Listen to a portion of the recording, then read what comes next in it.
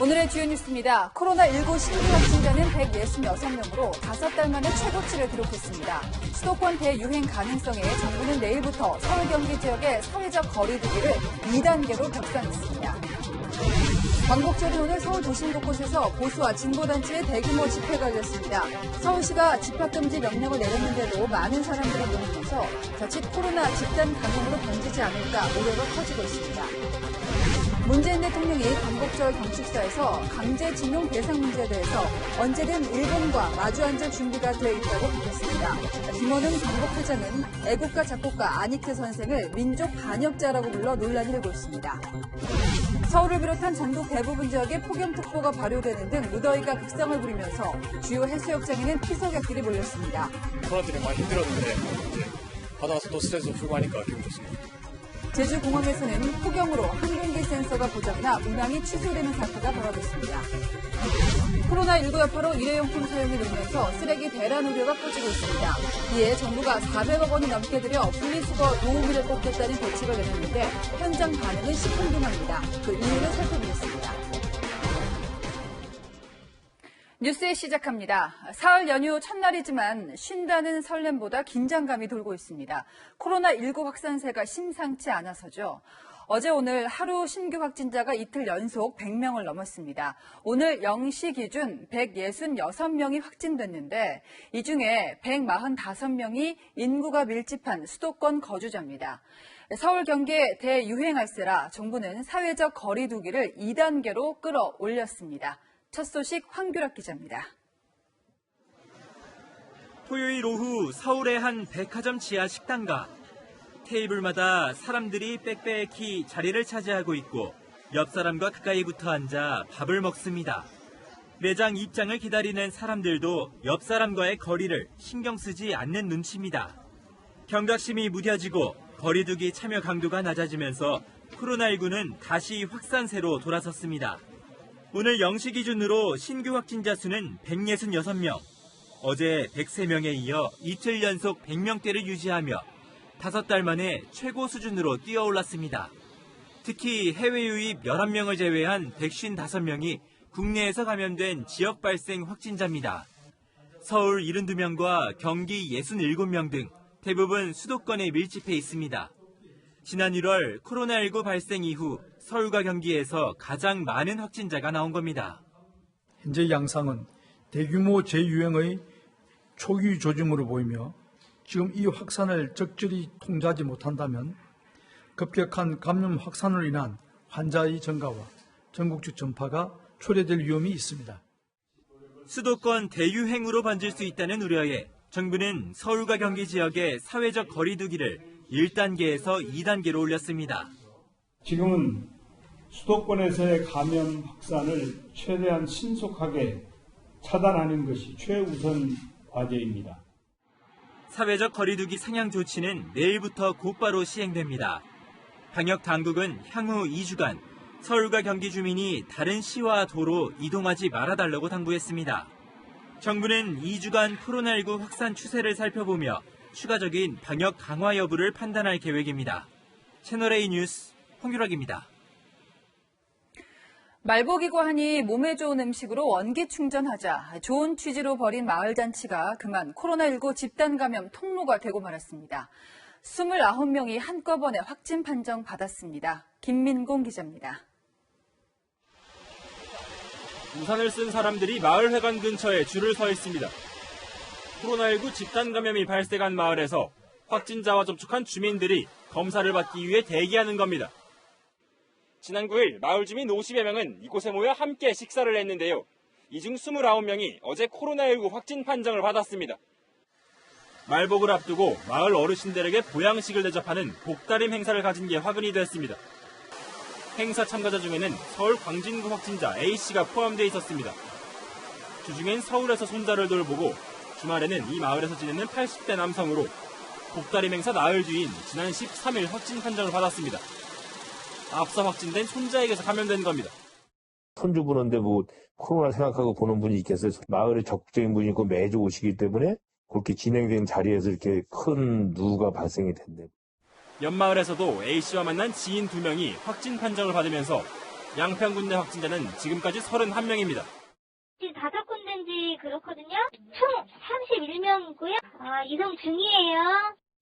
A씨는 서울에서 양평으로 이동하는 과정에서 버스와 전철 등 대중교통을 이용했습니다. 접촉자가 더 늘어날 수 있는 겁니다. 방역당국은 확진자가 추가로 발생할 가능성을 배제할 수 없다며 긴장을 놓지 못하고 있습니다. 채널A 뉴스 김민곤입니다. 지금 현재의 상황이 진짜 위기라는 말씀을 드린 바 있습니다. 뚝 위에 선 마음으로 총력 대응하고 있습니다. 내일부터 수도권 내 사회적 거리 두기가 더 강하게 시행됩니다.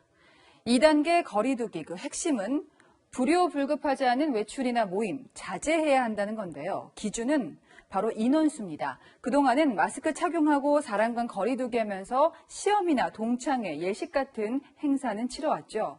내일부터는 참석 인원 실내 50인 이상 또 야외 100명을 넘으면 자제하는 게 맞습니다. 특히 상황이 더 나빠질 경우 실내 행사는 아예 금지될 가능성도 있습니다.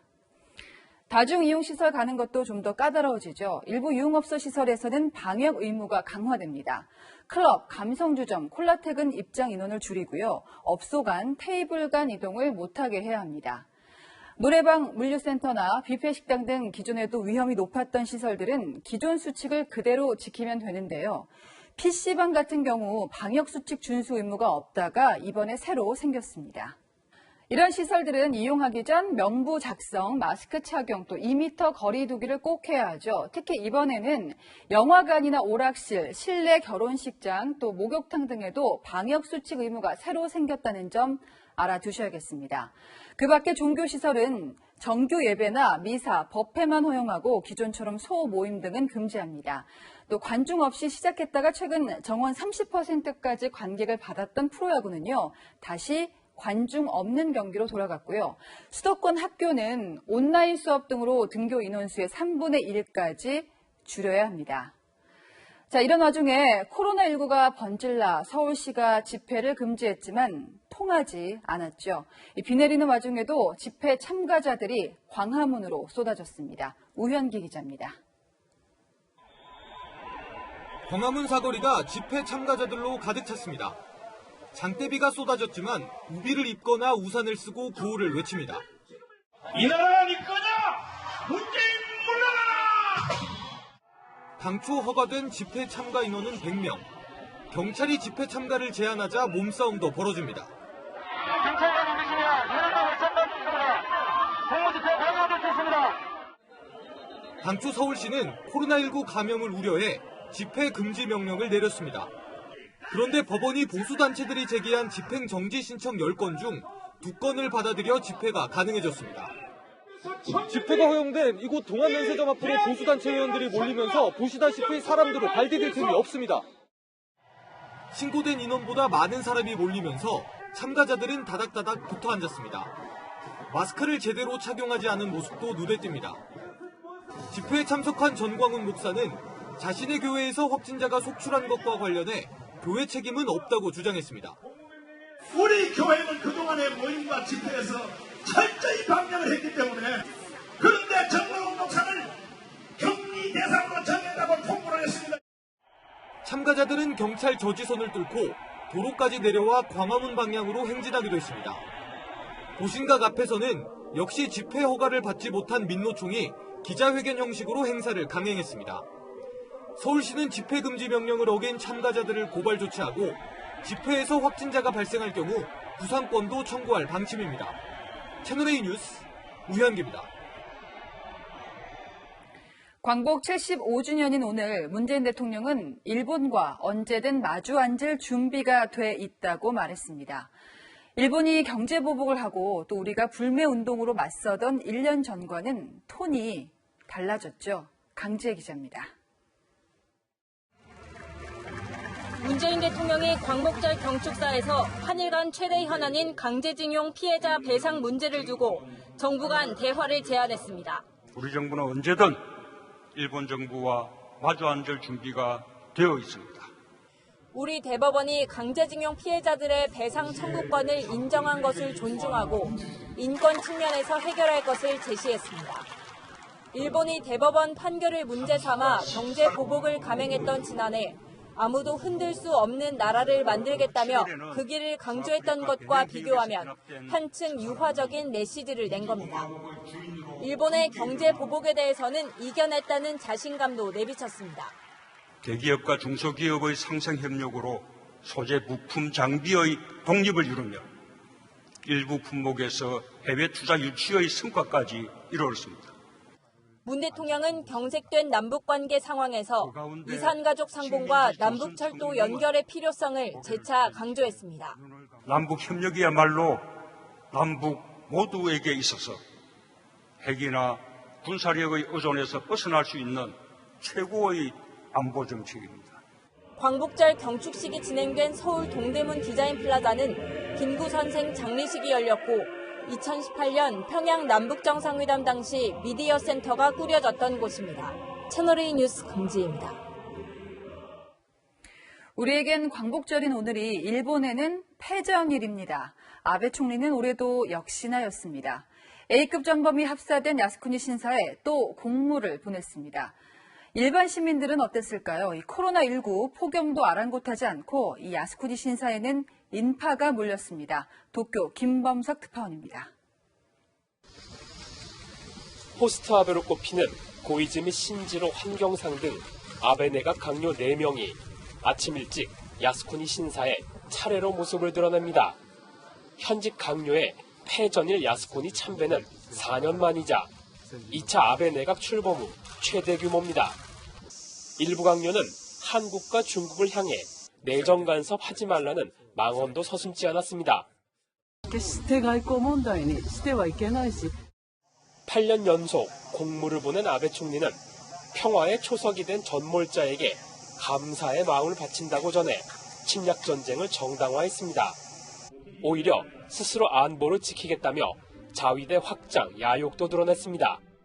積極的平和主義の旗の下、国際社会と手を携えながら、これまで以上に役割を果たす決意です。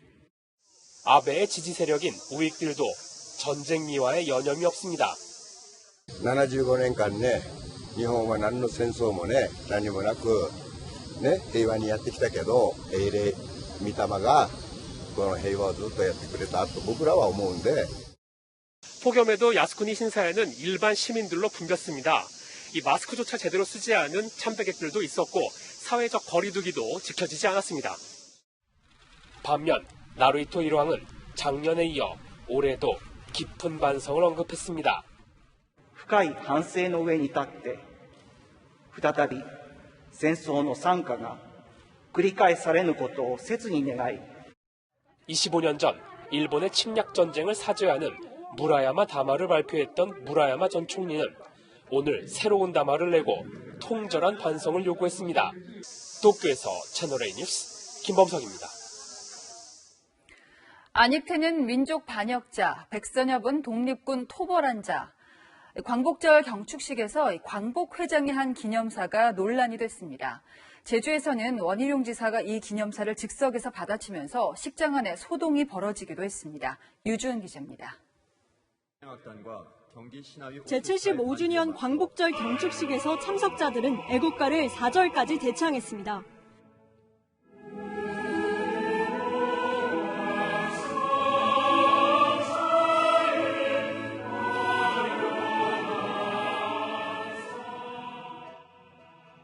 이후 연단에 오른 김원웅 광복회장이 애국가의 작곡가 안익태 선생을 민족 반역자라고 지칭합니다. 민족 반역자가 작곡한 노래를 국가로 정한 나라는 전 세계 대한민국 한 나라뿐입니다. 9분간의 연설에서 대한민국이 민족 반역자를 제대로 청산하지 못한 유일한 국가라고 주장했습니다. 이승만은 반민특위를 폭력적으로 해체시키고 친일파와 결탁했습니다. 고 백선엽 장군의 현충원 안장도 비판하며 친일 인사 파묘를 주장했습니다. 가장 명당이라고 하는 곳에 일제의 빌부터 독립군 토벌에 앞장섰던 자가 묻혀 있습니다. 김 회장의 기념사가 대독된 제주도의 광복절 경축식에서는 원희룡 도지사가 준비된 기념사 대신 김 회장을 비판했고 고성이 오갔습니다. 결코 동의할 수 없는 매우 치우친 역사관이 들어가 있는 이야기를 기념사라고. 지난해 초 광복회장에 선출된 김 회장은 독립운동가 김근수 선생과 전월선 선생 사이에서 태어났습니다. 3선 국회의원을 지냈는데 14대 때는 민주당, 8년 뒤 한나라당, 4년 뒤에는 열린우리당 의원으로 당선된 바 있습니다. 채널A 뉴스 유주은입니다. 각종 여론조사에서 지지율이 떨어져도 정부와 더불어민주당은 정책, 특히 부동산 정책 기조는 변화가 없다고 했었죠. 흔들림 없이 뚜벅뚜벅 걸어가겠다는 표현도 나왔습니다만 민주당 내부는 기류가 좀 바뀌는 듯합니다. 미묘하게 달라진 목소리를 짚어드릴 텐데요. 새 지도부가 들어서면 이 말들이 어떻게 반영될지도 궁금합니다. 전혜정 기자입니다. 더불어민주당 양향자 의원이 당이 위기임에도 다른 목소리가 들리지 않는다고 지적했습니다. 양 의원은 오늘 자신의 SNS에서 위기를 고집할 것인지 정당 재설계 수준의 혁신을 도모할 것인지 기로에 서 있다며 우리의 오류 가능성을 인정하고 비판할 레드팀이 필요하다고 주장했습니다. 양 의원은 유일한 여성 최고위원 후보여서 사실상 차기 지도부 행이 확정된 상태입니다. 부동산 정책을 밀어붙일 땐 문제없다, 필요한 입법이었다며 적극 동의했던 당권 주자들도 자성의 목소리를 내기 시작했습니다. 전세 월세에 대해서 꼭 평론가 같은 얘기를 한다든가 하는 것은 그 집으로 고통받는 국민들의 마음을 헤아리는 데는 부족했다고. 전체적으로 국민들이 저희들 보고 더 분발하라, 또 총선의 어떤 결과에 너무 안주하지 말라는 그런 어떤 따끔한 질책이다. 부동산 정책 관련된 부분을 세우거나 또는 그것을 집행할 때 그건 좀 더 잘 설명드리고 해야 되는데 그런 부분이 좀 약했던 것 아닌가. 당권 주자들이 잇따라 자성의 메시지를 내면서 새 지도부가 들어서면 정책 기조에 변화가 생길 수 있다는 가능성도 제기되고 있습니다. 채널A 뉴스 전혜정입니다.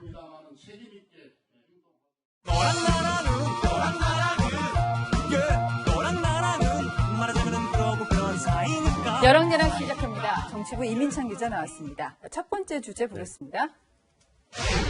아스팔트 투쟁 아닌 민생. 통합당 의원들이요 광복절 집회에 나올지 관심이었는데요. 불참했죠. 그렇습니다. 문재인 정부를 비판하는 대규모 집회가 광화문에서 열렸습니다. 그런데 미래통합당 의원들의 모습은 보이지 않았습니다. 네, 지난해 보수단체 장애 집회 때는 늘 통합당 의원들의 모습이 네. 보였었는데 좀 달라졌습니다. 맞습니다. 광복절을 기점으로 한 1년 전 지도부 또 현 지도부의 행보도 바뀌었죠. 예, 맞습니다. 지난해 8월 14일이죠. 황교안 당시 자유한국당 대표는 문재인 정권이 실패했다며 대국민 담화를 냈는데요. 대통령의 광복절 경축사 직전에 야당 대표가 대국민 담화를 내는 경우는 거의 없었습니다. 그래서 이 같은 행보를 두고 말이 많았었는데요. 반면 통합당 올해 광복절 전날인 어제는 민생 현장을 택했습니다.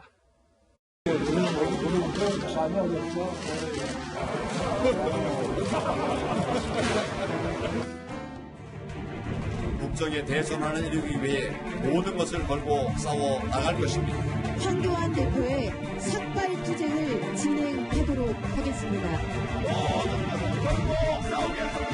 귀한 것을 들어서 저희의 것을 마치겠습니다. 영상으로 보니까 달라졌다는 게 확 느껴지는데 어떻습니까? 이게 중도층한테 우리가 이제 달라졌다. 이걸 보여주기 위해서겠죠? 네, 통합당의 이 같은 의도는 최근 발표된 새 정강 정책에서도 읽힙니다. 진보정당의 의제죠. 기본소득을 담았고 5.18 민주화운동 정신을 계승하겠다고도 했습니다. 오는 19일이죠. 김종인 비상대책위원장이 광주 5.18 민주묘지를 찾습니다. 네. 광주는 지난해 황교안 대표에게 플라스틱 의자와 물병을 던지며 거세게 항의했던 곳입니다. 자, 그런데 일각에서는요, 통합당 지지율이 오르고 있는 게 통합당이 잘해서가 아니라 정부 여당의 부동산 정책이 실패하고 있으니까 여기에 따른 반사이익이다. 이런 분석도 있거든요. 네, 맞습니다. 민주당에선 통합당이 정책 대안 없이 협조도 안 한다며 가만히 전략을 쓴다는 비판이 나왔습니다. 가만히요?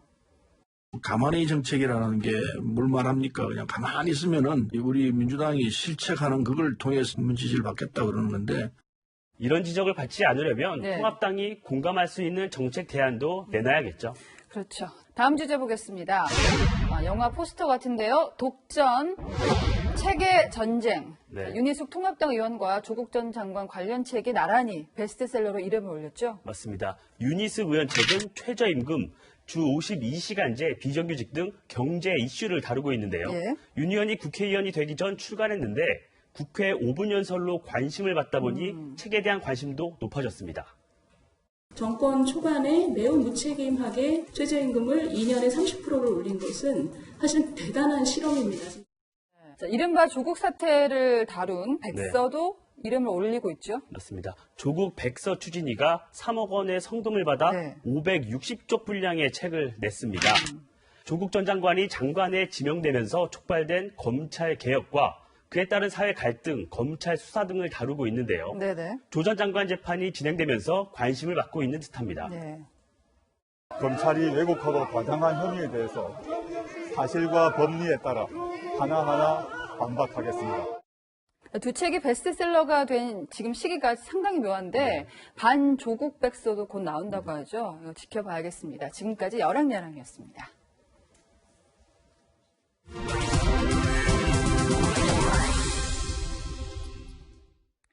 네, 비가 거의 그쳐가지만 지난밤에는 하늘에 구멍이 뚫린 것처럼 쏟아졌었죠. 한강 수위가 올라가면서 서울 잠수교가 다시 통제됐습니다. 현장 연결하겠습니다. 자, 공태영 기자, 지금도 차량이 못 다니나요?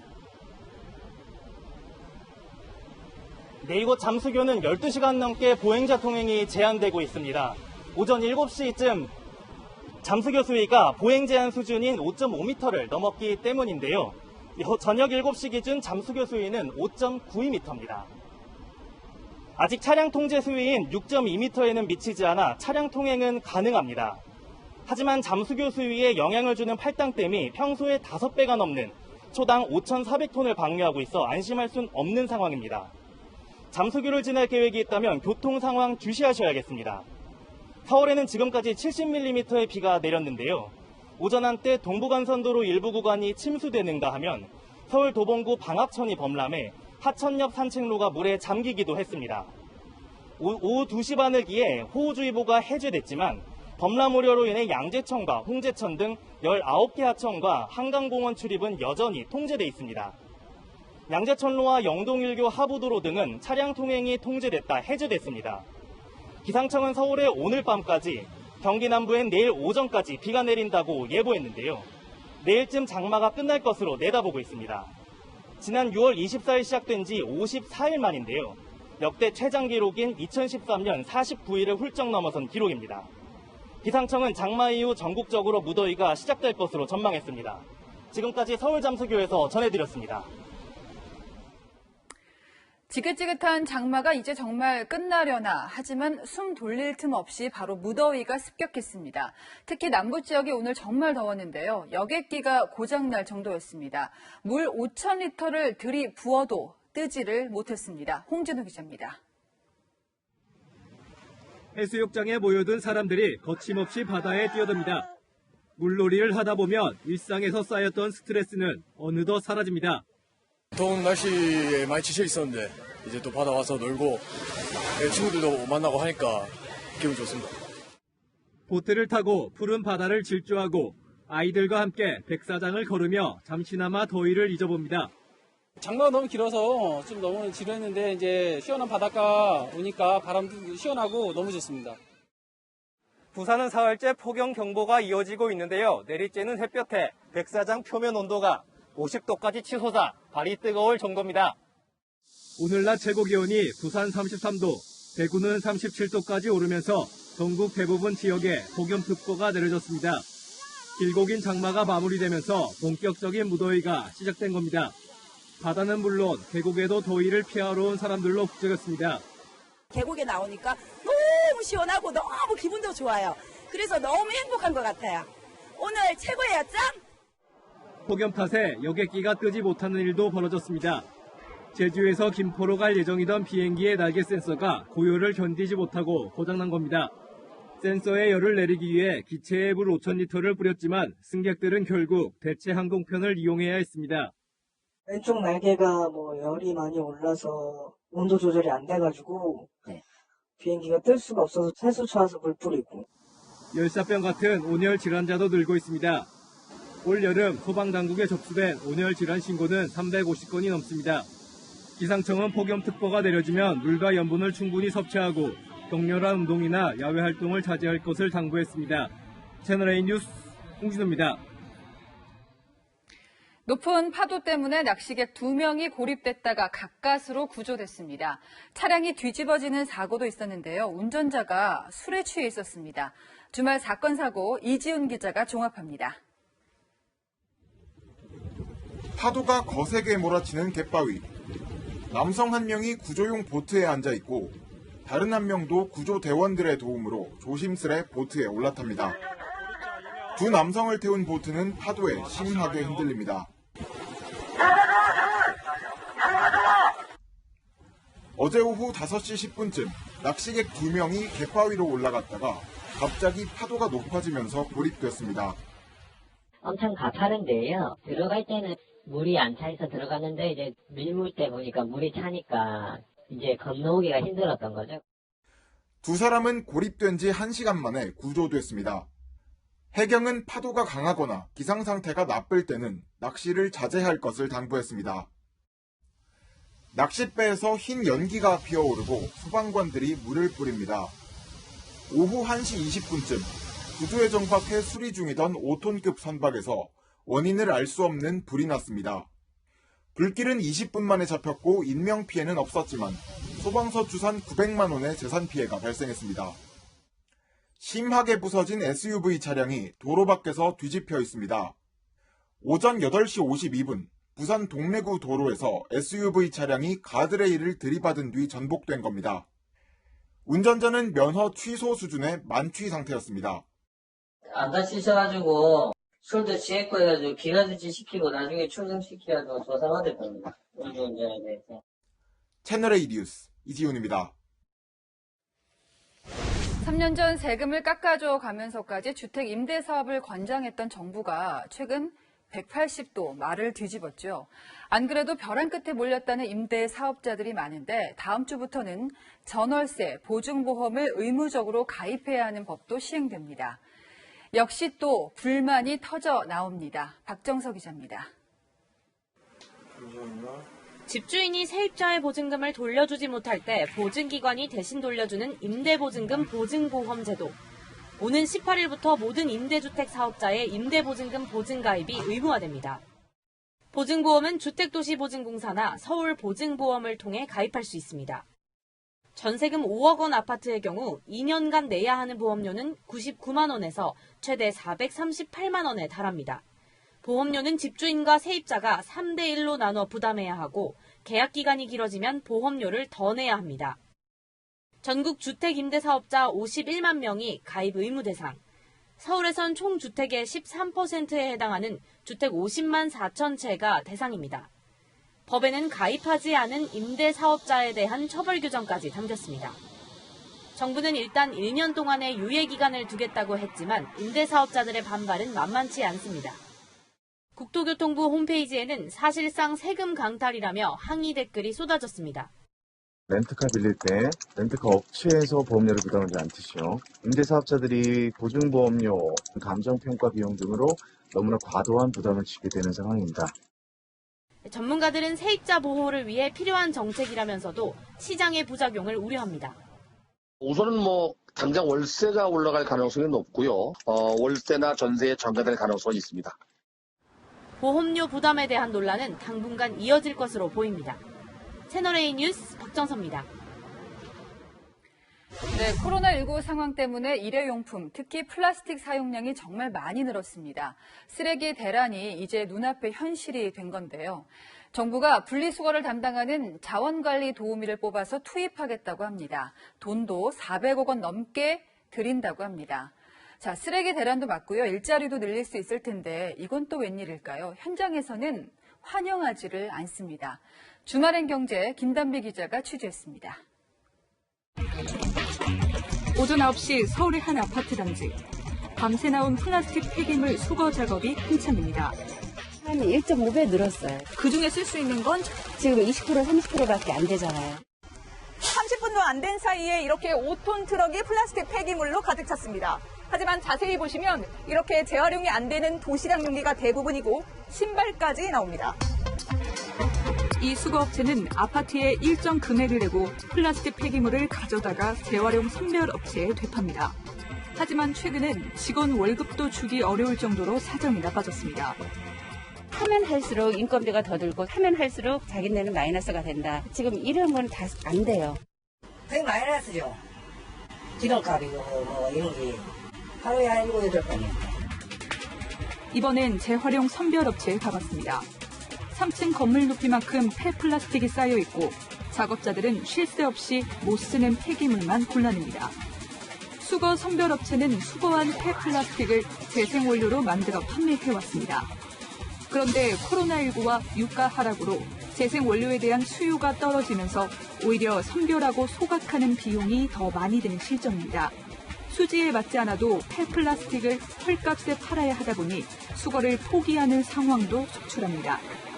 수거 대란이 우려되자 정부는 예산 422억 원을 들여 분리수거를 담당하는 이른바 자원관리 도우미 만여 명을 뽑기로 했습니다. 아파트 분리수거장에서 깨끗한 플라스틱을 먼저 골라내 업체의 처리 비용을 절감시켜 주겠다는 겁니다. 환경부는 이런 방식으로 선별 효율은 11% 높이고 나머지 소각되는 쓰레기를 7% 이상 줄일 수 있을 것으로 보고 있습니다. 하지만 현장 반응은 시큰둥합니다. 차라리 이 예산으로 수거업체나 선별업체한테 아니면 잔재 쓰레기 비용을 처리를 해주든지. 신청 안 했어요. 라인에도 못 쓰고 차들이 많이 다니잖아요. 위험도가 높아갖고 저희는 쓸 수가 없는 거예요. 가르치는 시간보다 저희 지금 스타트 직원들이 하는 게 더 빠르기 때문에. 전문가들은 폐기물 관리를 위한 보다 장기적 해법이 필요하다고 조언합니다. 매년 그만큼의 재원을 투자를 하기도 힘든 거고요. 그리고 400억 원 정도의 예산만으로 전국의 모든 공동주택을 또 포괄하기도 힘든 거라서 또 자원관리 도우미의 전문성을 최대한 높여야 정책 효과가 나타날 것이라고 덧붙였습니다. 채널A 뉴스 김단비입니다. 지금은 보기 힘든 두꺼운 TV에 조이스틱을 연결해서 갤러그를 즐기던 시절. 그런 시절을 기억하는 분이라면 어쩔 수 없이 옛날 분이 맞죠. 저도 기억납니다. 화질이 너무 좋은 평면 TV는 왠지 맛이 살지 않았는데요. 요즘에는 진짜 브라운관 TV로 아재들이 진짜 옛날 게임을 즐길 수 있답니다. 이현용 기자가 소개합니다. 대우전자가 지난 1987년 출시한 가정용 게임기 제믹스 V입니다. 30년도 더 된 이 게임기로 당시 대표 게임 갤러그를 해봤습니다. 이걸 잘 맞춰야 돼요. 이렇게 맞춰야 됩니다. 이렇게. 이게 한 10번에 한 번 되는데 오늘 다 한 번에 되는 거예요. 네. 그런데 모니터 역시 지금은 단종된 브라운관 TV로 세트를 이뤘습니다.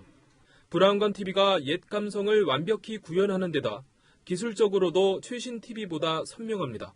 출력 신호가 틀리거든요. 주파수나 이런 게 틀리기 때문에 지금 현재 나오는 모니터보다 브라운관 모니터를 좀 선호하게 되는 거죠. 그래서 온라인 마켓에서 중고 브라운관 TV 판매량이 껑충 뛰었습니다. 한 달 한 번 열리는 레트로 장터에서도 브라운관 TV는 필수품이 됐습니다.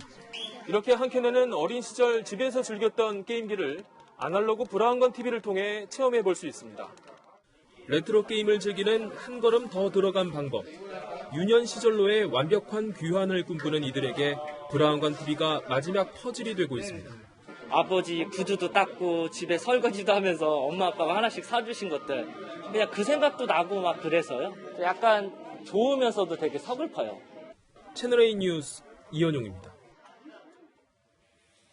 휴가철인 요즘 유럽도 다른 나라로 넘어가서 관광 즐기는 사람들이 많은데 코로나19가 다시 돌 조짐이 보이면서 서둘러 귀국길에 오르고 있습니다. 박수효 기자입니다. 출국 인파로 붐비는 프랑스의 한 공항. 여름 휴가를 떠났던 영국인들이 갑작스런 자가격리 시행 방침에 부랴부랴 귀국길에 오른 겁니다. Personally, I wish he'd given us 2 or 3 days more. Instead of just closing the whole of France and expecting everyone to dash back, he could have done different areas where there's more cases. 런던행 열차가 출발하는 파리 북역에서도 귀국하려는 영국인들로 장사진을 이뤘습니다. 영국 정부는 앞서 스페인 방문객에 대해서도 2주 자가격리를 통보했는데 스페인과 프랑스는 지난해 영국인들이 즐겨 찾는 1, 2위 국가들입니다. French figures in particular, 66% rise in just a week, over 50% rise in Holland. 프랑스 정부는 즉각 유감의 뜻을 표하며 똑같은 수준의 조치를 취하겠다고 밝혔습니다. 동남아시아에서 신규 확진자가 가장 많은 필리핀도 비상이 걸렸습니다. 필리핀 정부는 오늘부터 직장 내에서는 물론 대중교통을 이용할 때 마스크는 물론이고 얼굴 가림막 착용을 의무화했습니다. 비행기에 탈 때도 마찬가지입니다. 어제 하루 6,000명 넘는 코로나19 신규 확진자가 나오자 필리핀 정부는 8월로 늦췄던 등교 개학일을 10월로 또 미뤘습니다. 두테르테 필리핀 대통령은 안정성 논란이 있는 러시아 백신에 대해 자신이 먼저 맞겠다고 밝혔습니다. 채널A 뉴스 박수유입니다. 이번에는 일본 선박이 좌초돼 엄청난 기름이 유출된 곳이죠. 인도양에 있는 모리셔스로 가보겠습니다. 원래대로 돌아가는 데만 수십 년이 걸린다는데 시민들이 지금 머리카락을 모으고 있습니다. 어떤 사연인지 정다은 기자가 전합니다. 모리셔스 앞바다. 좌초된 선박 주변에 거대한 검은색 기름띠가 만들어졌습니다. 배에 생긴 균열이 커지면서 추가 유출까지 우려되는 상황. 아름다운 해양 생태계를 복원하는 데에 수십 년이 걸릴 수 있다는 암울한 분석도 나왔습니다. Il reste quand même une certaine quantité d'huile dans la cale et dans d'autres parties du bateau qui sont en train d'essayer de pomper et de retirer. 머리카락을 모아 나일론 스타킹에 채워 오일 펜스를 만드는 작업이 한창입니다. 머리카락이 물속의 기름을 흡착하는 데 효과가 있기 때문입니다. 시민들도 머리카락 기부 행렬에 동참했습니다. Toutes ces personnes-là, toutes les personnes qui se sentent concernées, viennent à Curpip sur Sacha's School et là nos élèves gratuitement coupent leurs cheveux. 좌초 원인에 대한 조사도 속도를 내고 있습니다. 모리셔스 수사당국은 선원들로부터 와이파이 연결을 위해 섬에 가까이부터 움직였다는 진술을 확보했습니다. 당초 선박은 육지에서 20km 이상 떨어져 항해할 예정이었지만 사고 당시 2km 이내로 접근했습니다. 사실로 드러날 경우 국제사회의 비난을 면하기 어려워 보입니다. 세계 각국의 자원봉사 손길도 이어지고 있지만 일본 정부는 고작 6명으로 구성된 국제긴급 원조대를 파견했습니다. C'est un drame. Je crois que j'ai vu des gens qui venaient de l'île Maurice, de toutes les villes, qui avaient vraiment la lame à l'œil, qui avaient beaucoup de colère sur ce manque de bonne gestion. 모리셔스 정부는 일본 선사를 상대로 손해배상을 청구할 예정입니다. 채널A 뉴스 정다은입니다. 내일은 54일째 이어졌던 역대 최장 장마의 마침표가 찍히겠습니다. 오늘 저녁부터 비는 차차 그치기 시작해서 내일 아침까지 경기 북부와 영서 북부에 약한 비를 뿌린 뒤 이 장마는 모두 종료되겠습니다. 한편 내일은 중북부 지방의 기온도 크게 오르면서 전국적으로 푹푹 찌는 더위가 이어질 텐데요. 낮 동안 서울은 31도, 대전 34도, 대구는 37도까지 치솟겠습니다. 찜통더위 속에 내일 전국 대부분 지역의 불쾌지수는 매우 높은 수준까지 오르겠습니다. 더위에 취약한 어린이와 노약자는 야외 활동을 자제해 주시고요. 적절한 실내 온도인 26도를 유지하고 한 2시간마다 창문을 열어서 환기를 해주시는 게 좋겠습니다. 또 외출하실 때 통풍이 잘 되는 소재의 옷을 착용하면 불쾌지수를 낮출 수 있습니다.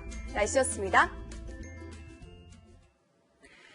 비 내린다 싶으면 물속으로 숨어버리는 잠수교입니다. 이번 폭우 때도 통제됐죠. 여길 지날 때마다 이런 희한한 다리를 어쩌다 지었을까? 혹시 부실 시공인가 궁금했는데요. 6.25 전쟁 때 한강 인도교와 철교가 폭파되면서 피난길이 막혔었죠. 유사시 국민들이 공중폭격을 피하게끔 설계된 다리가 1976년 잠수교로 개통된 거였습니다. 사연을 알고 나니 위기를 대비한 계획이 40년 넘은 지금도 이렇게 남아있구나 싶었는데요. 광복 75주년인 오늘의 대한민국은 어떻습니까? 의석을 앞세운 국정 독주, 상식 밖의 인사, 또 월간 부동산이라는 말이 나올 정도로 설익은 부동산 대책은 월 단위로 쏟아지고 있습니다. 자, 이런 게 국민의 삶을 더 고단하게 만들고 있는 건 아닐까요? 성난 민심을 다독이는 정치도, 잠수교처럼 수년 뒤 앞을 내다보는 장기적인 대책도 이 비를 타고 잠수해버린 것 같습니다. 뉴스에 마칩니다. 주말은 조수빈입니다.